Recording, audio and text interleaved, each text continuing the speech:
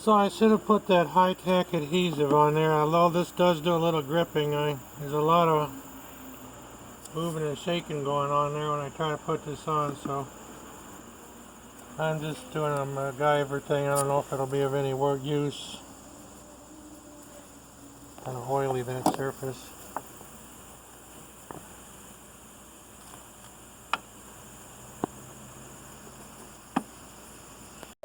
Alright, so I got to remove to take out 4 pieces of tape. Hopefully that'll help keep the gasket from getting caught on stuff and being pulled out. Here we go, dumpster diving. Get this out of the way.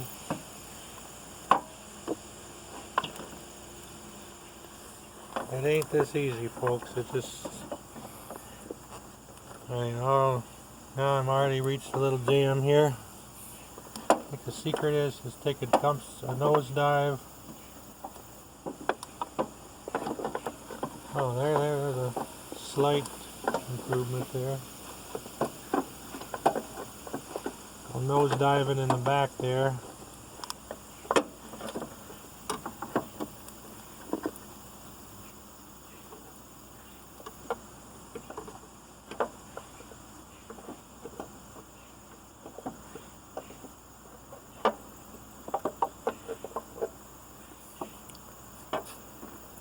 Okay, I'm not gonna.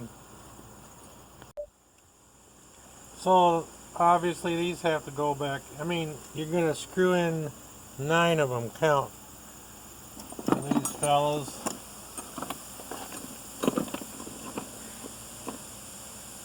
And of course, this is for a short one because. Well, let's make sure. Let's see how far deep that goes. I don't know. Could be a long one. Let's see what a short one does. No, see, it won't reach all the way in. So let's just get it. And this is for show. I'm gonna go down and take that tape off, but I won't bore you with that. Sorry. Anyways, you put those 9 screws, the bolts in. Now just for your FYI, while this thing was leaking, I added this piece of gasket to try to help push that cover on just a wee bit more, but it didn't stop the leak. So you see there's space here. This thing will screw down, but that space will remain fixed.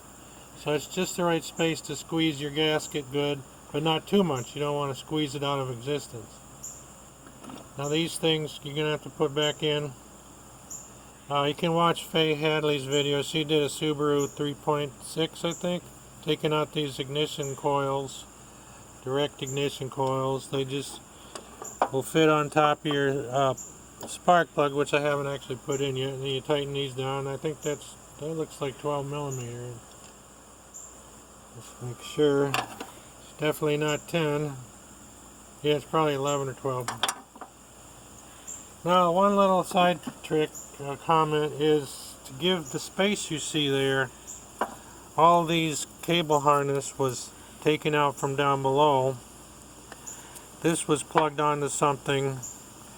This was kind of classic. You just push your finger down and you can see it operate that to lift that little thingamajig out of the way so you can unplug it. This, I believe, on the other side had something you pushed out of the way so it would get out of that little rectangular hole there so you could separate it.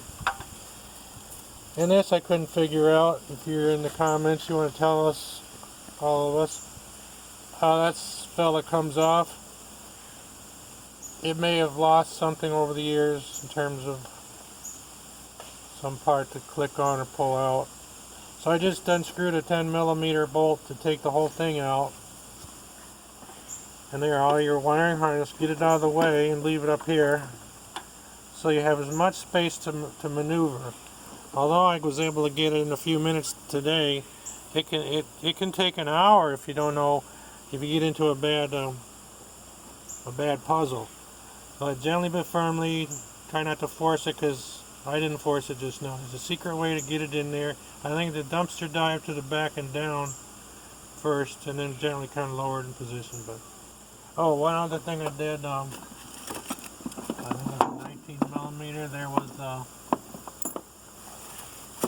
off and disappear on me. There it is. I don't know if you have to take this off, but I did. I might even want to replace it. But I guess my cars are running fine. No need. I don't know what it is. Probably one of those positive crankcase ventilation, maybe. But I unscrewed it using 19mm from right there. So just to give more maneuverability. I also, the brackets held on by those 10mm. I left the one in the back on because it didn't seem to cause any trouble. But anyways, I took out everything else. And I didn't. A lot of times you'll store a screw just not to lose it. But yeah, when you're maneuvering this down, take as much off as you can. Am I forgetting anything? Let's go over to the other side, the passenger side here. So this went in with a little bit of maneuvering. You can see the blueness of the new gasket. And again, the spark plug will go in the hole and you put the harness back. And then let me get the harness holder. Yeah, so this holds the wiring harness against the car. I probably have it upside down possibly, or maybe not. But somehow that holds the wiring harness.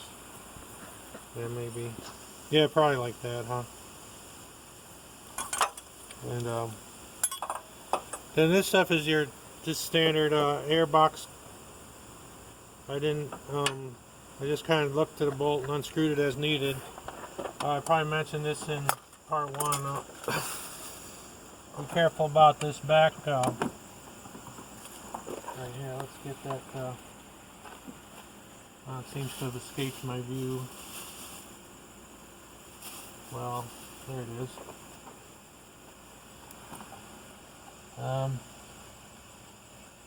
I'll put it on there loosely. And I see a lot of space. Okay. Make sure the bottom goes where you think it should. As you put this down, okay, make sure it's not trying to angle you up. And just gently wiggle it on, and if it gently goes into proper position, you're okay. You don't want that bottom rubber to get caught and get jammed up. It was like doing that.